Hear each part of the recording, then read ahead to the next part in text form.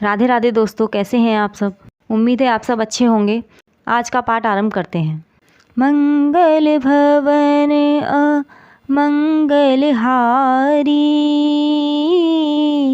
द्रवौ सुदशरथ अजीर बिहारी। राम सिया राम जय जय राम। राम सिया राम जय जय राम। जय श्री राम। बालकांड 7वां सर्ग। राजमंत्रियों के गुण और नीति का वर्णन। इक्ष्वाकु वंशी वीर महामना महाराज दशरथ के मंत्री जनोचित गुणों से संपन्न 8 मंत्री थे, जो मंत्र के तत्व को जानने वाले और बाहरी चेष्टा देखकर ही मन के भाव को समझ लेने वाले थे। वे सदा ही राजा के प्रिय एवं हित में लगे रहते थे, इसलिए उनका यश बहुत फैला हुआ था। वे सभी शुद्ध आचार विचार से युक्त थे और राजकीय कार्यों में निरंतर संलग्न रहते थे। उनके नाम इस प्रकार हैं: दृष्टि, जयंत, विजय, सुराष्ट्र, राष्ट्रवर्धन, अकोप, धर्मपाल और 8वें सुमंत्र, जो अर्थशास्त्र के ज्ञाता थे। ऋषियों में श्रेष्ठतम वशिष्ठ और वामदेव, ये 2 महर्षि राजा के माननीय ऋत्विज पुरोहित थे। इसके सिवा सुयज्ञ, जावाली, कश्यप, गौतम, दीर्घायु, मार्कंडेय और विप्रवर कात्यायन भी महाराज के मंत्री थे। इन ब्रह्मर्षियों के साथ राजा के पूर्व परंपरागत ऋत्विज भी सदा मंत्री का कार्य करते थे। वे सब के सब विद्वान होने के कारण विनयशील, सलज्ज, कार्यकुशल, जितेंद्रिय, श्री संपन्न महात्मा, शस्त्र विद्या के ज्ञाता, सुदृढ़ पराक्रमी, यशस्वी, समस्त राज कार्यों में सावधान, राजा की आज्ञा के अनुसार कार्य करने वाले, तेजस्वी, क्षमाशील, कीर्तिमान एवं मुस्कुराकर बात करने वाले थे। वे कभी काम, क्रोध या स्वार्थ के वशीभूत होकर झूठ नहीं बोलते थे। अपने या शत्रु पक्ष के राजाओं की कोई भी बात उनसे छिपी नहीं रहती थी। दूसरे राजा क्या करते हैं, क्या कर चुके हैं और क्या करना चाहते हैं, ये सभी बातें गुप्तचरों द्वारा उन्हें मालूम रहती थीं। वे सभी व्यवहार कुशल थे। उनके सौहार्द की अनेक अवसरों पर परीक्षा ली जा चुकी थी। वे मौका पड़ने पर अपने पुत्र को भी उचित दंड देने में भी नहीं हिचकते थे। कोष के संचय तथा चतुरंगणी सेना के संग्रह में सदा लगे रहते थे। शत्रु ने भी यदि अपराध ना किया हो तो वे उसकी हिंसा नहीं करते थे। उन सब में सदा शौर्य एवं उत्साह भरा रहता था। वे राजनीति के अनुसार कार्य करते तथा अपने राज्य के भीतर रहने वाले सत्पुरुषों की सदा रक्षा करते थे।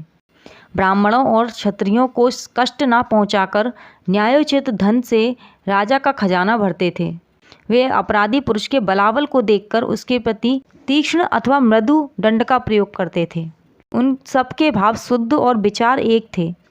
उनकी जानकारी में अयोध्यापुरी अथवा कौशल राज्य के भीतर कहीं एक भी मनुष्य ऐसा नहीं था जो मिथ्यावादी, दुष्ट या पर स्त्री लंपट हो। संपूर्ण राष्ट्र और नगर में पूर्ण शांति छाई रहती थी। उन मंत्रियों के वस्त्र और वेश स्वच्छ एवं सुंदर होते थे। वे उत्तम व्रत का पालन करने वाले तथा राजा के हितैषी थे। नीति रूपी नेत्रों से देखते हुए सदा सजग रहते थे। अपने गुणों के कारण वे सभी मंत्री गुरुतुल्य, समादरणीय, राजा के अनुग्रह पात्र थे। अपने पराक्रमों के कारण उनकी सर्वत्र ख्याति थी। विदेशों में भी सब लोग उन्हें जानते थे। वे सभी बातों में बुद्धि द्वारा भली भांति विचार करके किसी निश्चय पर पहुँचते थे।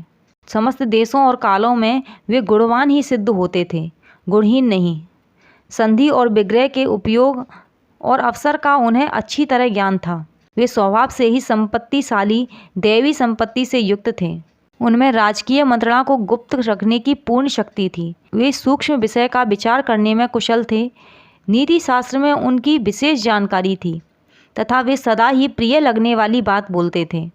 ऐसे गुणवान मंत्रियों के साथ रहकर निष्पाप राजा दशरथ उस भूमंडल का शासन करते थे। वे गुप्तचरों के द्वारा अपने और शत्रु राज्य के वृत्तांतों पर दृष्टि रखते थे।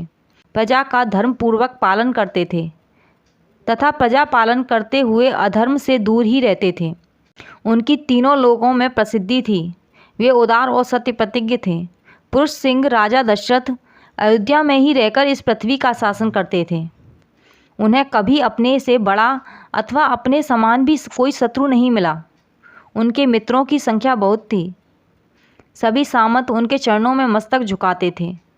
उनके प्रताप से राज्य के सारे कंटक, शत्रु और चोर आदि नष्ट हो गए थे। जैसे देवराज इंद्र स्वर्ग में रहकर तीनों लोकों का पालन करते हैं, उसी प्रकार राजा दशरथ अयोध्या में रहकर संपूर्ण जगत का शासन करते थे। उनके मंत्री मंत्रणा को गुप्त रखने तथा राज्य के हित साधन में संलग्न रहते थे। वे राजा के प्रति अनुरक्त, कार्यकुशल और शक्तिशाली थे। जैसे सूर्य अपने तेजोमयी किरणों के साथ उदित होकर प्रकाशित होते हैं, उसी प्रकार राजा दशरथ उन तेजस्वी मंत्रियों से घिरे रहकर बड़ी शोभा पाते थे। इस प्रकार श्री वाल्मीकि निर्मित आर्ष रामायण आदि काव्य के बालकांड में 7वां सर्ग पूरा हुआ। मंगल भवन मंगलहारी द्रवौ सुदशरथ अजीर बिहारी। राम सिया राम जय जय राम। राम सिया राम जय जय राम। जय श्री राम। आज हम यहीं पर विश्राम लेते हैं। यदि आपको ये वीडियो अच्छी लगी हो तो लाइक एंड शेयर करें एंड चैनल को सब्सक्राइब करें। धन्यवाद। राधे राधे।